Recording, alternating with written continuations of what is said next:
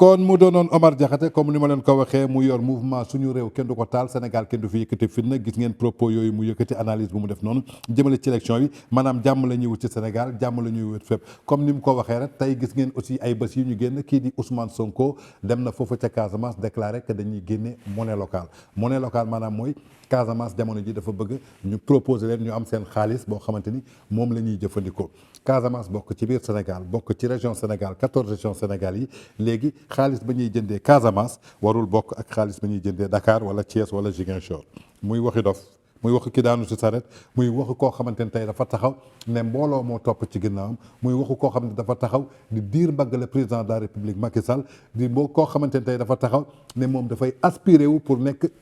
jiite Sénégal atum 2024 léegi nag duma ci commentaire yéen sénégalais yi laay bàyyi ngeen ubbil seen bët seen bopp yow xale bi def CI CPCI nekk 6e daare tey dama lay poser question yow mi toog sa kër nga leeralal ko sa yaay benn réew naka lañ ci mënee am ñaari xaalis yu bokkul loo xamante ni amul fenn ci àdduna bi muy proposition bu Ousmane Sonko indiwaat du ma def dara lu dul woon leen prototype yi mu wone muy ay ticket restaurant yoo xamante ni mi ngi koy naxee ñenn ñoo xamante ni seen xam-xam barewul du ñu xalaat duñu def dara nañu seetaan ticket yi mu proposé.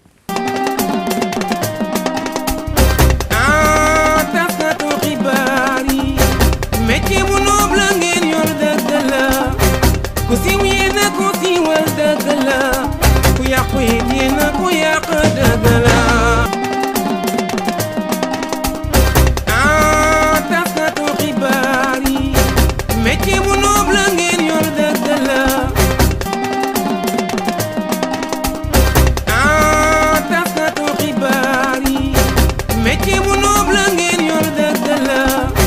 ku siiw yéen a ko siiwal dëgg la ku yàqu it yéen a ko yàq dëgg la man li may laaj. kon yaakaar naa ñoo gisandoo prototype yi nga xamante ni Ousmane Sonko bu Pastef proposé na ko muy monnaie boo xamante ni moo war a nekk foofu ca Casamance muy waxi dof waxi ku daanu si saret maanaam yaakaar naa ni tey sénégalais bu gën a ndaw tey ci biir kër gi sax soo ko waxee da lay waxi dof waaye ginnaaw bu mu yëkkatee propos yooyu yaakaar naa ni ay divergence sur la monnaie locale en Casamance kii di Abdoulaye Baldé gën ko xam Casamance jiite fa mairie am fa bilan teg fa lépp am na loo xamante ni tontu na ko nee na ko Sonko fait preuve d'ignorance maanaam ignorant dëgg la koo xamante ni kenn xamul lu muy li Olof Njaay di wax rek maanaam kuy toxu ak kuy bëgg a dee maanaam loo ko jiñ rek moom la le maire sortant de Ziguinchor trouve populiste l'idée de Ousmane Sonko relative à la création d'une monnaie locale en Casamance. Abdoulaye Baldé dit voir un candidat qui méconnaît la réalité à Ziguinchor et qui veut se servir de la commune comme arme contre l'État moom daal nee na mi ngi gis ni que ignorance bi nga xamante ni Ousmane Sonko am na léegi ñi soog a gëm ne que nag nit la koo xamante ni xamul luy Casamance xamul fan mooy Casamance donc dafa bëgg a jëfandikoo yéen doomu Casamance yi benn arme boo xamante ni daf koy xeexee contre État du Sénégal te yaakaar naa ni loolu yéen it du ngeen ko nangu te tey suñu sukkandikoo ci déclaration kii di Abdoulaye Baldé nee na c'est par une déclaration de presse de 32 pages que Abdoulaye Baldé a répondu hier à Ousmane Sonko. Le leader du PASTEF qui présentait son ouvrage Les territoires du développement le 29 décembre dernier en avait profité pour peindre un tableau sombre de la gestion du mairie sortant à la tête de la commune de Ziguinchor depuis 2009 Abdoulaye Baldé bi nekkoon foofu mairie Ziguinchor def fa bilan waa Ziguinchor teg ci seen bët gis ko moom mu ñëw pour présenter livre am au lieu que mu présenter livre am mais mu dessiné benn tableau boo xamante ni dafa lëndëm ñuul kuk nee na gestion bii la ñu géré woon lii di mairie Ziguinchor xam ngeen tooñ weesuwul loolu muy beneen formule tooñ mais le programme du député patriote ne convainc pas le président de l'Union des centralistes du Sénégal UCS notamment l'idée de la création d'une monnaie locale pour les régions de la Casamance envisage la création d'une monnaie complémentaire. Ousmane Sonko fait preuve d'ignorance totale des contraintes, des compétences d'encadrement financier des collectivités territoriales. La collectivité territoriale n'est pas une association, mais un démembrement de l'État assujetti à l'unicité de caisse qui lui impose une seule banque, le trésor public, à la répliquer Abdoulaye Baldé. kon daal Abdoulaye Baldé loolu la tontu kii nga xamante ni mooy kii di Ousmane Sonko xam na ni waxi dof la wax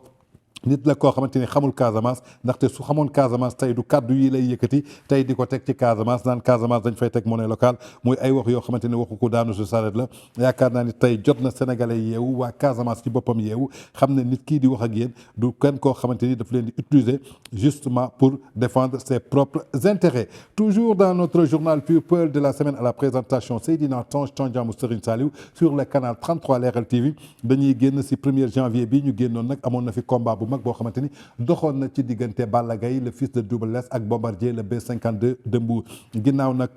bi ñu génnee ci làmb jooju gis nañu coow lu bëri am ci ginnaaw bi chute amee ci Balla Gaye arbitre bi sutóor gars yi jëm ko baaraamu tuuma ñu gis benn désordre ci wàllu làmb ji ginnaaw la Bombardier ñàkkoon la Balla Gaye ñàkk combat bi par avertissement mais ginnaaw loolu Bombardier dafa dugal recours am CNG mais CNG dafa mujj valider première chute bi nga xamante ni Balla Gaye defoon na ko Balla Gaye nag doomu Sénégal la yàgg na bégal Sénégalais yi di doomu Géejawaay ba mu nekkee ci préparation ñëpp àndoon nañu ak moom li ñuy wax rek takk na fi ngemb takkusaan bu nekk daan na fi ku nekk daan na ko fi kon jël suñu nañ jàpp ni jël moo ñëw rek taxul Balla Gaye de démérité li mu waroon def ci làmb def na ko xëy na jour boobu loolu la gisoon mais Sénégal nee nañu bés boo daanoo rek nekk cuune gis ñëpp en tout cas c'est quelqu'un boo xamante ni ñu ngi koy encouragé muy Balla Gaye di doomu Double Less Bombardier tamit ñu koy félicité ci victoire bi mu am ndaxte sénégalais yi dañu sous-estimé woon Bombardier même waa Mbour dañu sous-estimé woon kii di Bombardier ba muy ñëw stade kenn gungeewu ko supporter yëpp du woon kenn ku dul Balla Gaye ñenn ñi nag dem nañu bay jam baaraamu tuuma Balla Gaye dafa bàyyi nitu dem ba mu yëg di ànd ak ñoom Aziz Ndiaye yaakaar naa ni Balla Gaye ba muy daan Modou Lo di dem INSEP de Paris Aziz Ndiaye moo ko fa yóbbu Baye Ndiaye moo ko daan te bu muy daan Modou Lo kenn gisul woon Aziz Ndiaye lay àndal ak ñoom Baye Ndiaye yaakaar naa ni ba muy bëre Gris Bordeaux ñoom Aziz Ndiaye la doon àndal ñoom Baye Ndiaye la doon àndal muy ay kilifam xëy na tey daanoo ñëw rek ñu bëgg ko teg en tout cas sénégalais dafa war a changer mentalité Balla Gaye am na fi tàkkusaan bu nekk def na fi ku nekk daan su ñëwee nag dañ koy nangu daanu na donc lu ñu def dara lu dul encouragé ko na takkuwaat defaruwaat dellusiwaat ci làmb ji ndax am na place ci làmb ji nit ku yaru la nit ku fonk làmb la nit ku yëkkati làmb la tey soo xoolee ginnaaw Tyson 90% tey nouvelle génération bi Balla Gaye moo tax tey ñu bëgg dugg ci làmb donc je crois que sénégalais yi nañ delluwaat seen xel xam ne ni que défaite moo ñëw donc amul leneen say nitu démb nag tey défaite su ñëwee ñi bëgg a war suba jëf victoire su ñëwee ñi ànd ak yow loolu mooy Sénégal kii di promoteur bi nag di Gaston Mbengue moom nag appel na CNG pour que ñu indi ay changement ci wàllu règlement bi ndaxte suñu sukkandikoo la victoire sur avertissement de Bombardier ce week-end a laissé des férus de la lutte sur leur faim. Gaston Mbengue, promoteur, estimait que les arbitres n'ont pas été à la hauteur. Appel à la révision du règlement. Mi ngi woo CNG bi parce que ay ponkal mënu leen teg ñi def ay 5 avertissements perd son combat même si celui-ci dure 1 minute. Donc un règlement qui facilite une tâche aux lutteurs qui n'ont plus besoin de batailler pour repartir avec la victoire donc li mu wax tamit dëgg la ndaxte soo jëlee ay 5 avertissement rek mbër bi su ko neexee mu encaissé ay millions taxaw ne ma non dañ ma daan mais avertissement lañ ma daane daanu ma ci tout donc Gaston nee na je pense qu'on aurait dû donner la victoire à Bombardier qui a battu Balla Gaye 2 en le terrassant. Si les arbitres l'avaient fait il y aurait aucun problème. Balla Gaye allait accepter la défaite, indique l'organisateur du combat qui est Gaston Mbengue, indique qu'il aurait dû aller au terme des 25 minutes qui doit durer le combat avant de départager les 2 lutteurs. Au cas où il n'y aura pas de vainqueur, il faut changer le règlement et nous réinterpellons sur cette question le CNG, clame Gaston Mbengue. En tout cas daal interpellé waat na kii di CNG bi xamal na leen que 5 avertissement dafay yombal mbir mi ay ponkulum jëm suñu taxawee même su dee 1 minute la sax daan nañ ko dañ d'accord ni daan nañ ko ndaxte nit ñi loolu moo leen indi ci làmb muy loo xamante ni amoon na foofu ci arène nationale.